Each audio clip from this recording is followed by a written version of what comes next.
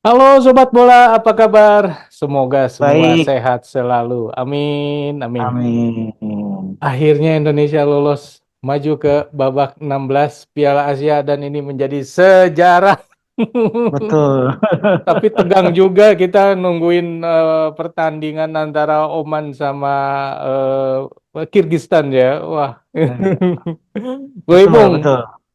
oh ya, sebelum kita ngobrol, kita ucapkan selamat dulu pada pemain, jajaran pelatih, staf, dan semua pihak, dan juga terima kasih untuk doa-doa kita semua nih ya, sehingga akhirnya rezeki anak soleh nih, Timnas Indonesia maju ke babak 16 besar. Rezeki datangnya dari mana aja kan gitu ceritanya. Betul. Bro Ipung, ada yang mau disampaikan mengenai kemenangan Indonesia ini? Ya, ini kan sebuah perjalanan panjang ya. Dari babak kualifikasi, kemudian kemudian juga Indonesia melakukan pertandingan-pertandingan uji coba. Pertandingan uji cobanya pun menjelang Piala Asia itu juga kan mengundang banyak tanda tanya. Mhm, Tapi pada akhirnya STY bisa membuktikan bahwa dengan pemain-pemain yang masih sangat belia dalam hal ini bahkan menjadi kontestan termuda di Piala Asia, ternyata Indonesia bisa memenuhi target yang dicanangkan oleh PSSI, mhm, yaitu masuk ke fase gugur di 16 besar. mhm, Walaupun lolosnya Indonesia juga harus ditentukan oleh pertandingan terakhir antara Oman dengan Kirgistan. Tapi whatever lah dengan segala macam apa lika-liku mengenai keberhasilan Indonesia ke 16 besar. Tapi dari sejak pertandingan awal melawan Irak, pertandingan kedua dengan Vietnam, akhirnya juga ketemu dengan tim terkuat di Asia, Jepang. Kan dari situ saja juga bisa kelihatan bahwa timnas kita tidak bisa lagi dipandang sebagai sebelah mata. mhm, Karena dari tiga pertandingan tersebut melawan tim-tim yang kuat, Indonesia satu apa boleh dibilang tim yang selalu mencetak gol. mhm, Melawan Irak bisa mencetak gol. Melawan Vietnam pun begitu. Akhirnya melawan Jepang pun bisa mencetak gol. mhm, Artinya Indonesia toh tidak bisa lagi dipandang sebagai tim yang akan menjadi lumbung gol, mhm. tapi Indonesia bisa menciptakan gol gitu. Nah, ini kan apa dengan segala macam opsi yang bisa dilakukan oleh skuadnya STY, yang misalkan dari opsi permainan terbuka seperti Yakob Sayuri memberikan apa umpan kepada Marcelino gitu loh. Kemudian dari penalti bahkan di pertandingan terakhir melalui opsi yang belum pernah terpikirkan oleh timnas manapun ya, dengan lemparan ke dalam dari Arhan, dan itu juga kan menciptakan sebuah scrimmage yang bisa dimanfaatkan oleh Sandy Walsh. Artinya Indonesia tuh lebih punya banyak opsi dalam melakukan Mhm, katakanlah mengkonversi sebuah peluang, menciptakan sebuah peluang untuk menjadi gol. mhm, Dan ini sebuah kenyataan yang menarik ya bahwa pada akhirnya ada sebuah kejadian langka bagaimana sebuah lemparan throw in dari luar lapangan itu bisa membahayakan gawang yang bisa menciptakan gol. Ini kan sebuah variasi ya, variasi serangan, variasi dan maupun opsi-opsi yang bisa dimanfaatkan dengan cara-cara yang lebih efektif, akhirnya menghasilkan sesuatu.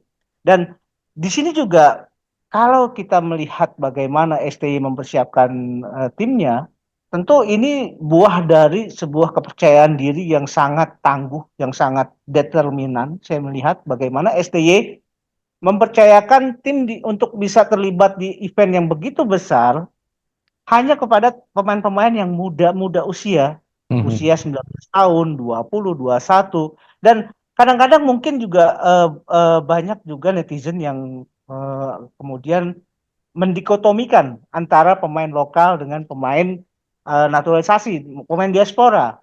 Tapi jangan lupa juga yang harus diingat bahwa ketika STY kemudian memberikan lampu hijau merekomendasikan pemain-pemain untuk pemain-pemain diaspora, biasanya yang dipilih adalah pemain-pemain yang sebetulnya masih hijau gitu mhm, loh.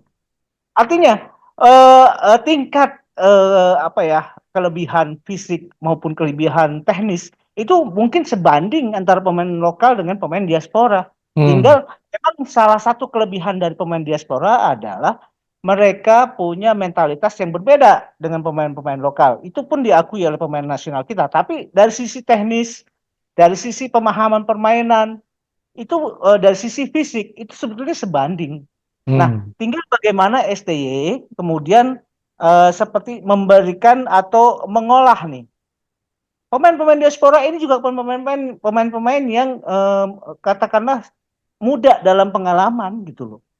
Jangan dianggap bahwa pemain diaspora ini adalah lebih gimana gitu. Ya, Sebetulnya ini pemain masih muda juga gitu loh. ya. Tapi bagaimana STY bisa mencari pemain yang muda, kemudian dia poles, akhirnya menjadi sesuatu. Dan itu pun dirasakan oleh Elkan Bagot, oleh Justin Hubner, Ivar maupun Struijk. Yang ketika mereka ditanya bagaimana perbedaan cara atau metode pelatihan dari STY, mereka menjawab ini sesuatu yang sangat berbeda dengan apa yang mereka hadapi di Eropa. Hmm. Artinya pemain-pemain diaspora yang masih muda ini pun akhirnya dihadapkan oleh sebuah metode pelatihan yang berbeda. Metode pelatihan yang mungkin mereka belum pernah temui di Eropa. Dan Hmm. itu kan akan menambah pengalaman mereka juga. Hmm. Bahwa kiblat sepak bola ini bisa berubah-ubah. Katakanlah sekarang mereka kiblatnya ke Eropa karena mereka memang besar lahir mungkin di Eropa. Hmm. Tapi ketika mereka bermain dengan Indonesia, kiblatnya akan dirubah oleh STY. Hmm. Orientasinya akan dirubah oleh STY. STY menciptakan metode pelatihannya sendiri yang Hmm. harus bisa diserap oleh pemain ini dan ternyata itu berhasil. Sebagai contoh, bagaimana Elkan Bagot bermain? Dia juga kan bermain juga penuh penuh ini ya, penuh disiplin.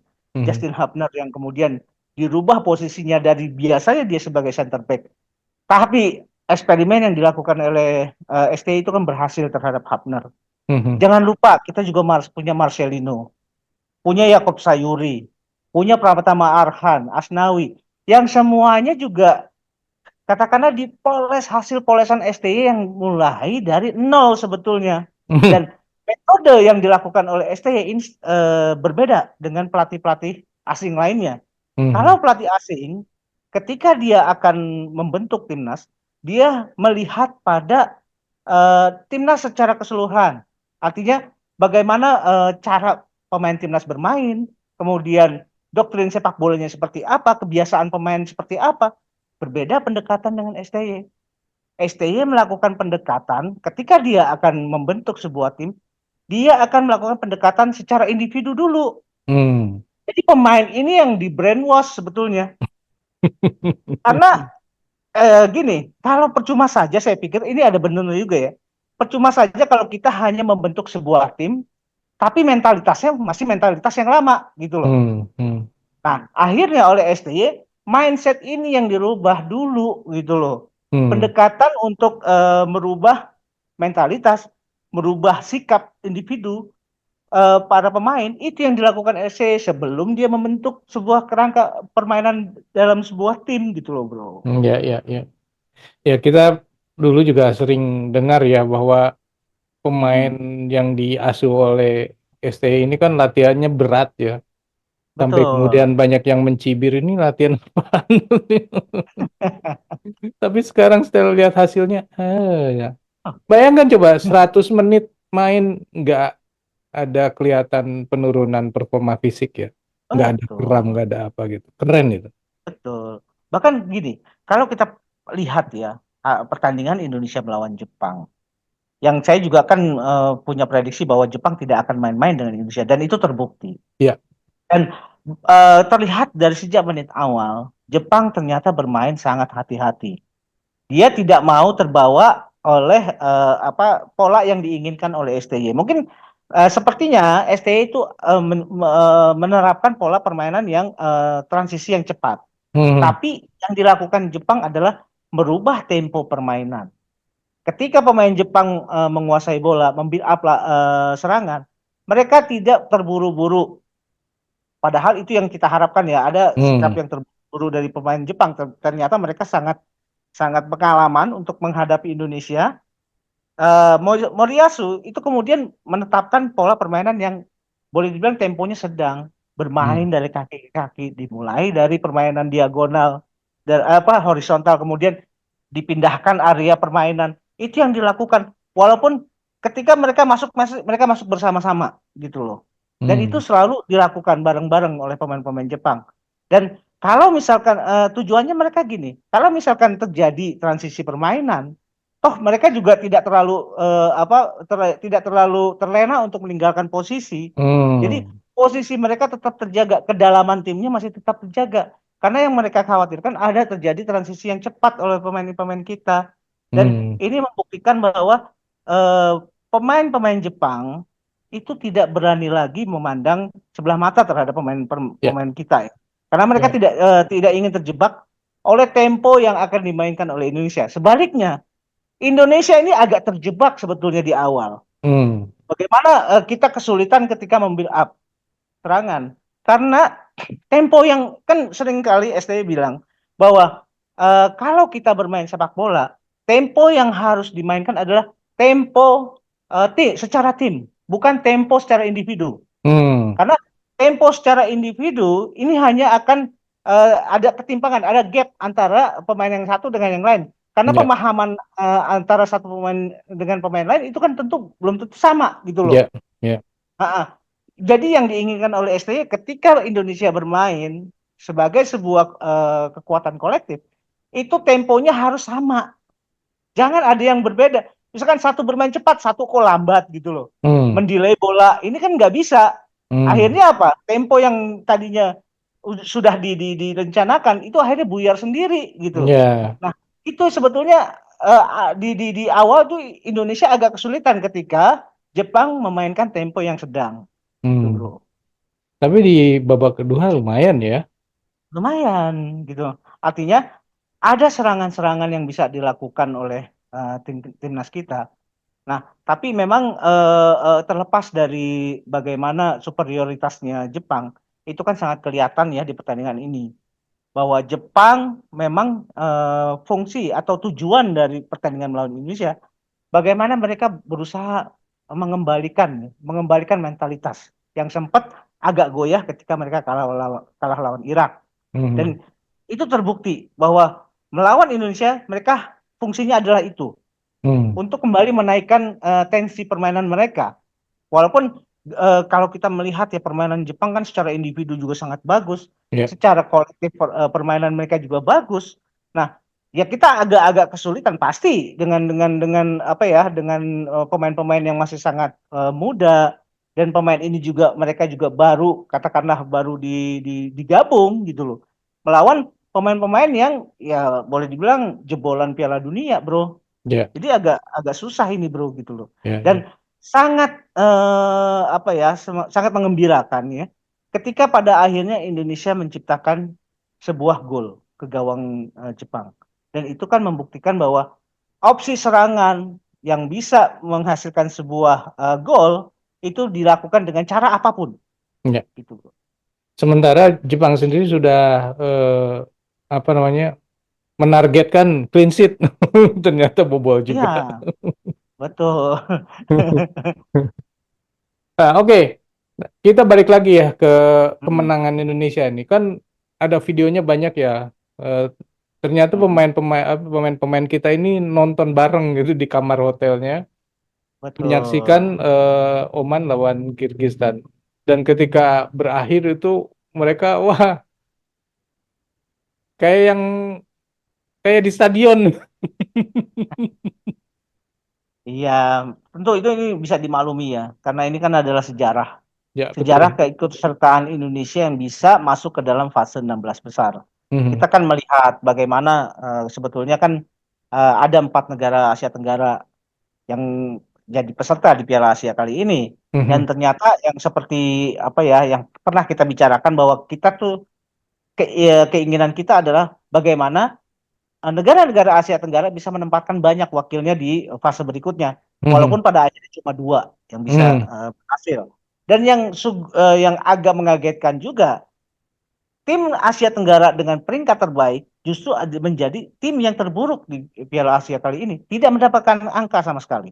Iya, Dan betul. dia Vietnam dalam hal ini Mhm. kalah melawan Indonesia, kalah melawan Jepang, kalah pula melawan Irak. Gitu loh. Sedangkan Malaysia yang tadinya saya pikir tadinya Malaysia akan menjadi lumbung golnya Korea. Tapi ternyata di pertandingan terakhir mereka bermain bagus sekali. Mhm. Dan saya melihat memang ada kesalahan juga dari Korea Selatan yang sepertinya agak menganggap remeh Hmm. dengan Malaysia. Dan Kim Pan-gon ini ternyata bagus sekali ya pada saat penerapan taktik, dan pemain-pemain Malaysia juga bermain juga bagus dalam pertandingan tersebut ya. Mhm. Nah, itu adalah mungkin sebagai review sedikit mengenai keikutsertaan pemain negara-negara Asia Tenggara lain. Ya. Tapi ya dalam hal ini kita saat ini akan bersaing melawan Australia di babak 16 besar. Australia juga Asia Tenggara loh sepak bolanya. Harusnya ya. Betul. Betul, betul. Nah, Jadi ya tiga memang nih negara Asia Tenggara. betul. Tapi sebetulnya sejujurnya kalau saya memang lebih punya saya pikir Indonesia lebih baik punya peluang ketimbang melawan Jepang ya. Mhm. Kalau dibandingkan dengan Australia. Saya Ya, melihat bahwa Indonesia lebih punya peluang loh melawan Australia. Pertama karena ya, analisa saya.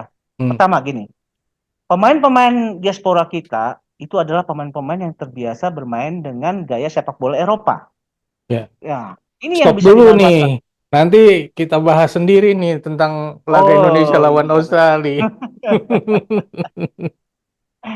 Iya betul. Ya, yang kelihatannya kalau tadi cerita tentang Hmm. fisik itu rupanya mungkin itu sebabnya STY menurunkan Elkan Bagot jadi penyerang kemarin lawan Jepang.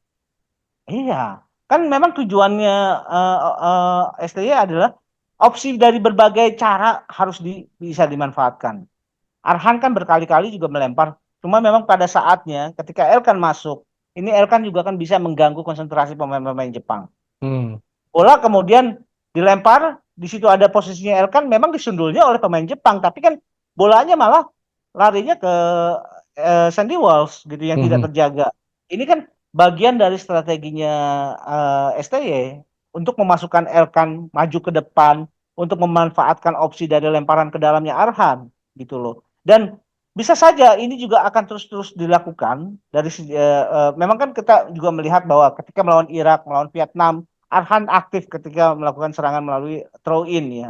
Nah, Mhm. ini juga akan menjadi semacam senjatanya Indonesia ketika menghadapi tim-tim lain.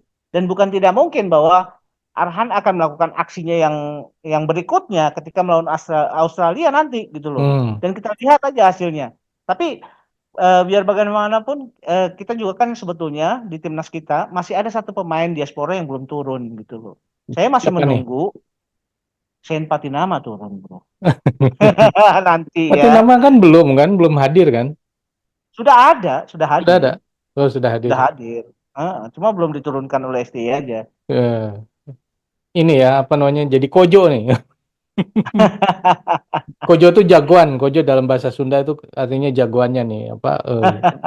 Kartu as Kartu lah ya. truf lah, ya, kartu truf. Ah, betul, betul.